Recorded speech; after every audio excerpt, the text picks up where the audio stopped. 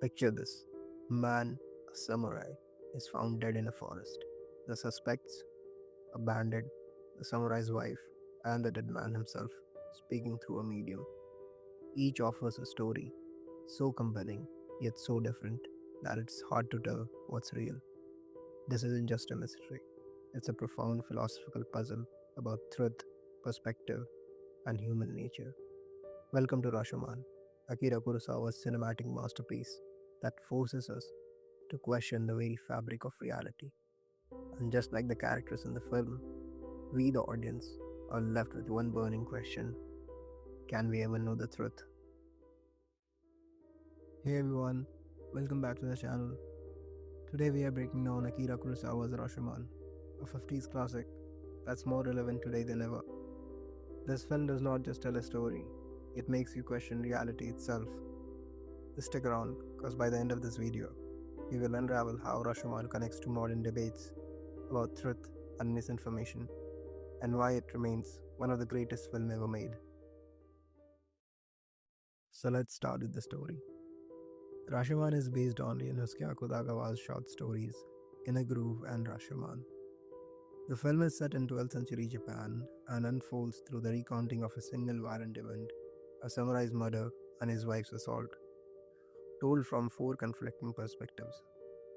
The story begins at Rashomon Gate, where three characters, a woodcutter, a priest, and a commoner, take shelter from a storm.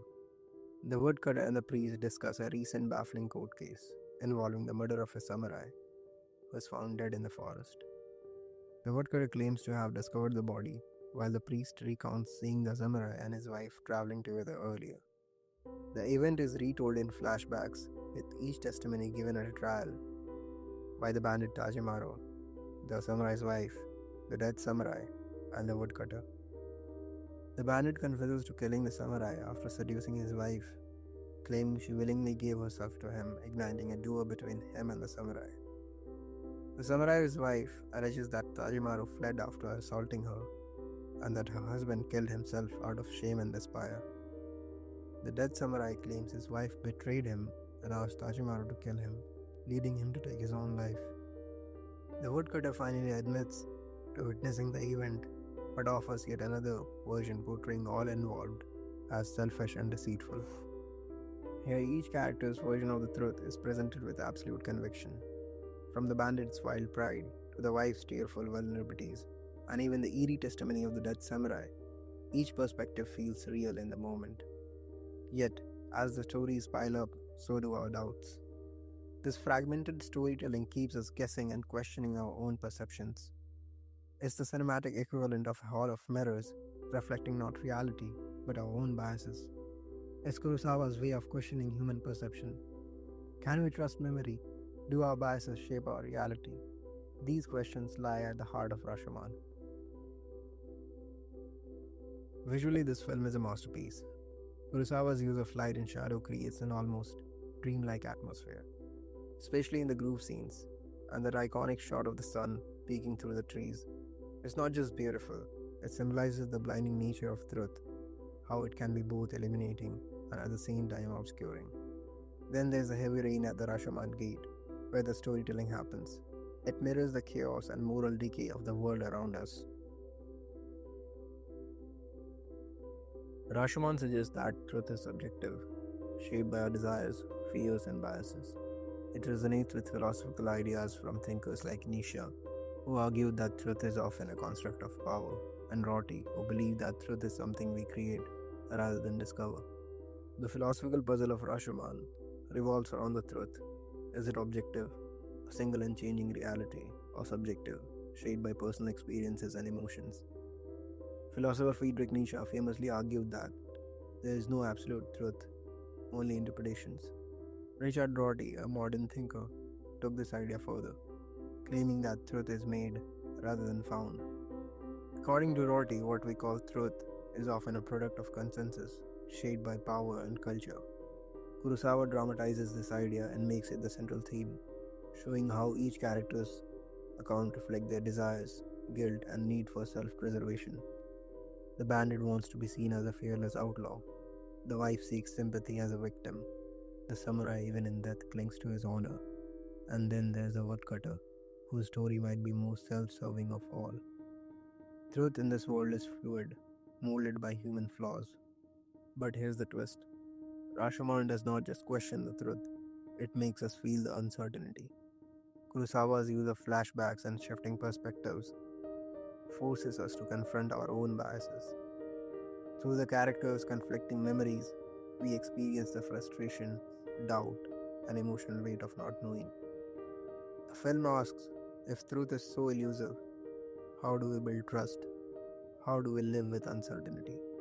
By addressing us directly, Kurosawa makes us a part of the trial. We are the judges, tasked with piecing together the puzzle. But with every new version of the story, our sense of certainty crumbles. This isn't just a film, it's a philosophical exercise, forcing us to grapple with the limits of human understanding. And just when you think the woodcutter's account will finally bring clarity, Kurosawa pulls the rug out from under us. Is his story the truth, or just another self-serving lie? The brilliance of Rashomon is that it leaves us hanging, forcing us to grapple with the impossibility of certainty. But it does not leave us in despair.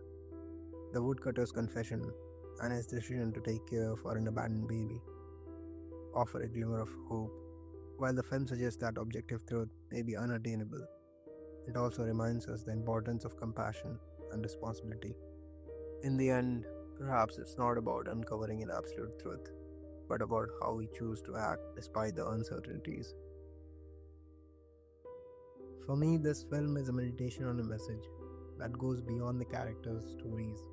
It's about us. We are the judges, sitting in a metaphorical courtroom, trying to piece together a coherent narrative. Just as the characters struggle to tell the truth, we live in a time where truth is contested at every turn. Kurosawa forces us to confront this uncomfortable reality. The conflicting testimonies aren't just about a murder, they are about the human condition. We are emotional, biased, and often irrational, and yet, these imperfections is what makes us human. So, what does Rashomon leaves us with? A warning. In an age where alternative facts and misinformation dominate the narrative, Kurosawa's film feels eerily prophetic. It reminds us that truth isn't just hard to find, it's often shaped by those who tell it. But maybe there's a silver lining. By questioning the stories we are told and the ones we tell ourselves, we can learn to approach the world with humility and empathy. So, what do you think? Is truth truly unattainable, or is there any hope for clarity in the chaos? Let me know in the comments. And if you enjoyed this video, don't forget to like, subscribe, and hit the bell icon. Until next time, stay curious and keep questioning.